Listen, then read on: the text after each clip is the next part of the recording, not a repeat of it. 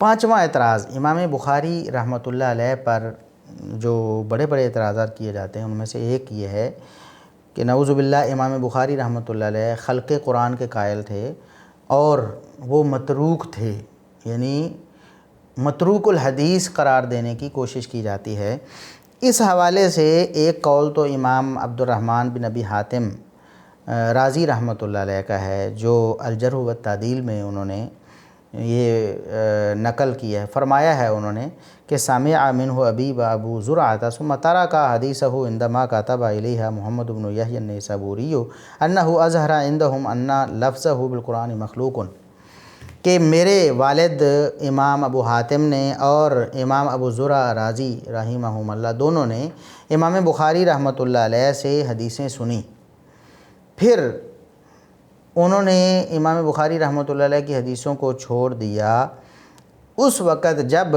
محمد بن یحییٰ نیسابوری نے ان کو خط لکھا کہ امام بخاری رحمۃ اللہ علیہ نے یہ کہا ہے کہ قرآن کے تلفظ جو الفاظ ہم بولتے ہیں قرآن کریم پڑھتے وقت وہ مخلوق ہیں۔ تو یہ جو قول ہے اس وجہ سے میرے والد ابو حاتم نے اور امام ابو زرع رازی رحمۃ اللہ علیہ نے دونوں نے امام بخاری رحمۃ اللہ علیہ سے حدیث لینا چھوڑ دیا۔ اب جہاں تک تو اس بات کا تعلق ہے کہ امام بخاری رحمۃ اللہ علیہ نے کہا کہ لفظی بالقرآن مخلوق، کہ میرے الفاظ جو ہیں قرآن پڑھتے ہوئے مخلوق ہوتے ہیں،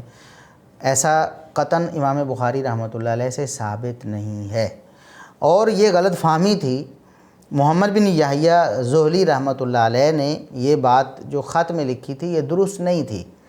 یہ امام ذہلی رحمۃ اللہ علیہ کو بھی غلط فہمی ہوئی کہ شاید امام بخاری رحمۃ اللہ علیہ نے ایسا کہا، اور خود انہوں نے یہ دعویٰ نہیں کیا کہ انہوں نے امام بخاری رحمۃ اللہ علیہ سے سنا ہے۔ کچھ لوگوں نے بات کی ہوگی ایسی، یا ہو سکتا ہے کہ امام بخاری رحمۃ اللہ علیہ کے الفاظ انہوں نے سنے ہوں اور اس کو صحیح سمجھ نہ پائے ہوں۔ امام بخاری رحمۃ اللہ علیہ حاشا وکلہ کبھی اس بات کے قائل نہیں رہے کہ قرآن مخلوق ہے، یا پھر قرآن کریم کے جو الفاظ پڑھتے ہوئے ہم الفاظ پڑھتے ہیں وہ الفاظ مخلوق۔ قرآن کریم کو کسی بھی اعتبار سے مخلوق کہنا یہ بالکل غلط ہے اور یہ جائز نہیں ہے۔ امام بخاری رحمۃ اللہ علیہ تو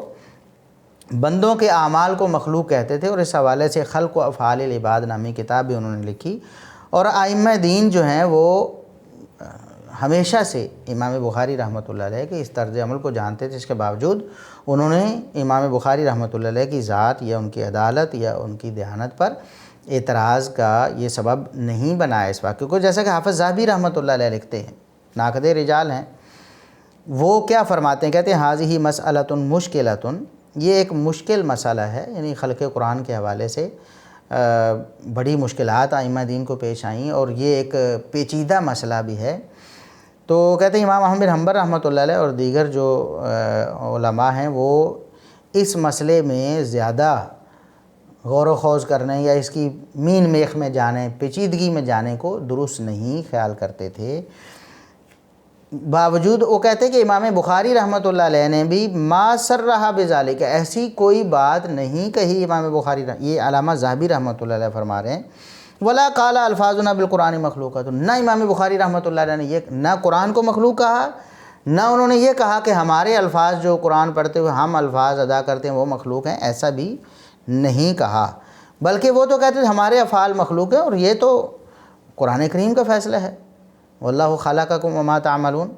اللہ نے تمہیں بھی پیدا کیا، تمہارے اعمال کو بھی پیدا کیا ہے، لیکن قرآن کریم لفظی بالقرآن مخلوق یا الفاظنا بالقرآن مخلوق ایسا امام بخاری رحمۃ اللہ علیہ نے بالکل نہیں کہا، بلکہ امام بخاری رحمۃ اللہ علیہ سے جو امام ذہبی رحمۃ اللہ علیہ نقل کرتے ہیں، امام بخاری نے کیا کہا، والمقروء الملفوظ هو کلام اللہ تعالی، کہ امام بخاری تو کہتے تھے جو پڑھا جا رہا ہے، جو تلفظ کیا جا رہا ہے وہ بھی اللہ کا کلام ہے، ولیس بمخلوق، مخلوق نہیں ہے۔ تو کہتے ہیں کہ بس مزید اس میں کہ اس کی مین میخ نکالیں، اس میں پیچیدگی میں پڑھیں اور اس میں زیادہ کوئی تفصیل کریں تو اس سے جو ہے رک جانا ہی سلامتی ہے۔ یہ سیر و اعلام النبلاء میں علامہ ذہبی رحمۃ اللہ علیہ نے فرمایا ہے۔ اس کے علاوہ امام احمد بن حنبل رحمۃ اللہ علیہ امام بخاری رحمۃ اللہ علیہ کے استاذ بھی ہیں۔ امام بخاری رحمۃ اللہ علیہ اپنی صحیح میں بھی امام احمد بن حنبل سے روایت لائے ہیں۔ تو پھر کیسے ہو سکتا ہے کہ امام احمد بن حنبل وہ جو امام بخاری رحمۃ اللہ علیہ کے خلاف موقف رکھتے ہیں اور امام بخاری ان کے خلاف موقف رکھتے ہوں، اور یہ کفر اسلام کا مسئلہ ہے، چھوٹا سا مسئلہ نہیں ہے۔ قرآن کو مخلوق کہنا یہ امام احمد بن حنبل کے نزدیک بھی کفر ہے اور امام بخاری کے نزدیک بھی کفر ہے۔ اور اگر اتنا بڑا کوئی مسئلہ ہوتا تو پھر امام احمد بن حنبل رحمۃ اللہ علیہ اور امام بخاری رحمۃ اللہ علیہ استاد شاگرد کیسے ہوتے اور صحیح بخاری میں پھر امام بن حنبل سے روایت کیسے ہوتی؟ یہاں جو ثم ترک حدیثہ ہوا نا کہ امام ابو حاتم اور امام زرع نے حدیث چھوڑ دیں، یہ ترک اصطلاحی نہیں ہے۔ وہ جو ہوتا نا کہ متروک الحدیث، جس کی حدیث کو رد کر دیا جائے اور وہ ردی کی ٹوکری میں ڈالنے کے قابل ہو جائے، متروک الحدیث سے راوی کو کہتے ہیں، وہ ایک اصطلاح ہے۔ یہاں امام بخاری رحمۃ اللہ علیہ کے حوالے سے جو ترک کا لفظ بولا گیا ہے وہ اس معنی میں نہیں ہے، یہ لغوی ترک ہے کہ انہوں نے ایک غلط فہمی بنی تو انہوں نے عارضی طور پر جب تک اس کی وضاحت نہیں آتی ان کے پاس، انہوں نے کہا کہ ہم احادیث سے سکوت کر لیں اور احادیث لینا چھوڑ دیں۔ یہ مطلب نہیں کہ انہوں نے امام بخاری رحمۃ اللہ علیہ پر جرح کر دی، اور امام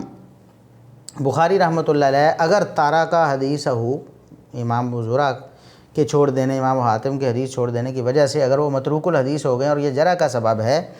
تو پھر امام ابن ابی حاتم، یہی ابن ابی حاتم جنہوں نے وہ ترک کے الفاظ نقل کیے ہیں الجرح والتعدیل میں، وہی امام ابن ابی حاتم رحمۃ اللہ علیہ امام ابو حنیفہ رحمۃ اللہ علیہ کے متعلق فرماتے ہیں ثم ترک ابن المبارک بآخرۃ، امام ابن المبارک نے آخری عمر میں امام ابو حنیفہ کو ترک کر دیا تھا۔ یہ بھی الجرح والتعدیل میں حوالہ موجود ہے۔ تو کیا کوئی حنفی اس کا یہ معنی کرے گا کہ امام عبداللہ بن مبارک رحمۃ اللہ علیہ نے امام ابو حنیفہ رحمۃ اللہ علیہ کو متروک الحدیث قرار دیا، یا یہ کہا کہ ان کی حدیث تو ردی کی ٹوکری میں پھینکنے کے قابل ہے؟ اس قول پر ہم زیادہ تفصیل میں جا ہی نہیں سکتے، وقت نہیں ہمارے پاس، نہ اس کی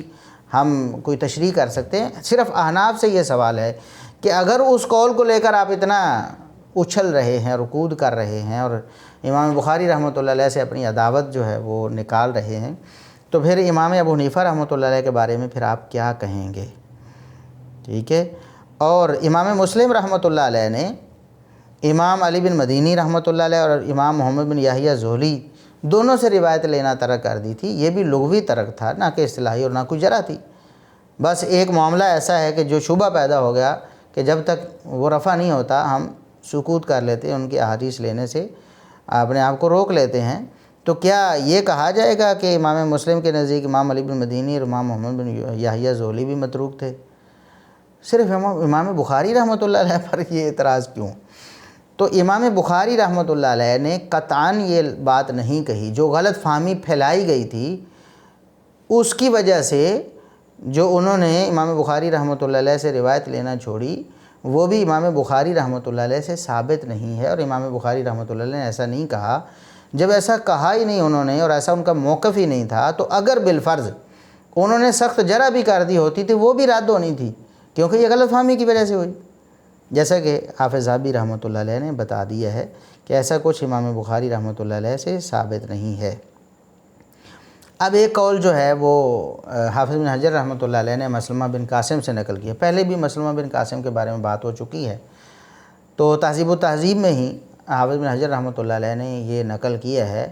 کہ مسلمہ بن قاسم نے کہا کہ کان یقول بخلق القرآن فانکر ذالک علیہ علماء خراسان، کہ امام بخاری رحمۃ اللہ علیہ نے قرآن کریم کو مخلوق کہا، نعوذ باللہ معاذ اللہ، تو علماء خراسان نے امام بخاری رحمۃ اللہ علیہ کا سخت رد کیا۔ یہ بھی گپ ہے پرلے درجے کی۔ حافظ بن حجر رحمۃ اللہ علیہ نے بھی کہا کہ مسلمہ بن قاسم سے پہلے تو دنیا میں کسی نے یہ بات نہیں کہی کہ امام بخاری رحمۃ اللہ علیہ نعوذ باللہ معاذ اللہ قرآن کریم کے مخلوق ہونے کے قائل ہوں۔ انہوں نے تو خود صحیح بخاری میں کتاب التوحید میں قرآن کریم کو اللہ کا کلام ثابت کیا ہے اور اللہ کے کلام کے مخلوق ہونے کی نفی کی ہے۔ کتاب التوحید پڑھ کے دیکھیں، بخیے ادھیڑے ہیں امام بخاری رحمۃ اللہ علیہ نے ان گمراہوں کے جو قرآن کو مخلوق کہتے ہیں، یا قرآن کو اللہ کا کلام نہیں مانتے، یا کلام کو اللہ کی صفت نہیں مانتے، مخلوق مانتے ہیں۔ تو صحیح بخاری میں تو اس کا رد موجود ہے۔ یہ کیسے ہو سکتا ہے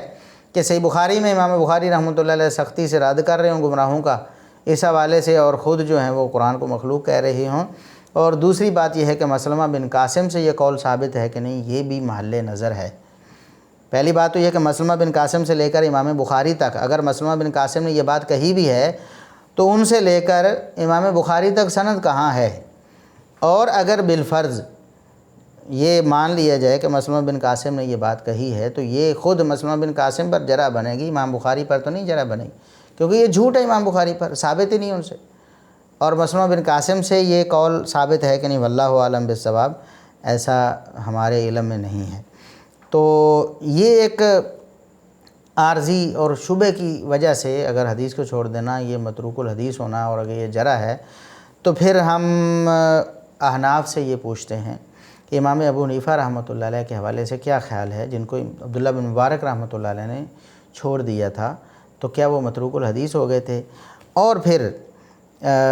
یہاں تو امام بخاری رحمۃ اللہ علیہ پر ائمہ دین جو کبار ہیں ان میں سے کسی نے یہ جرح نہیں کی کہ وہ قرآن کو مخلوق سمجھتے تھے، اور ہے بھی جھوٹ، سب مانتے ہیں جھوٹ ہے۔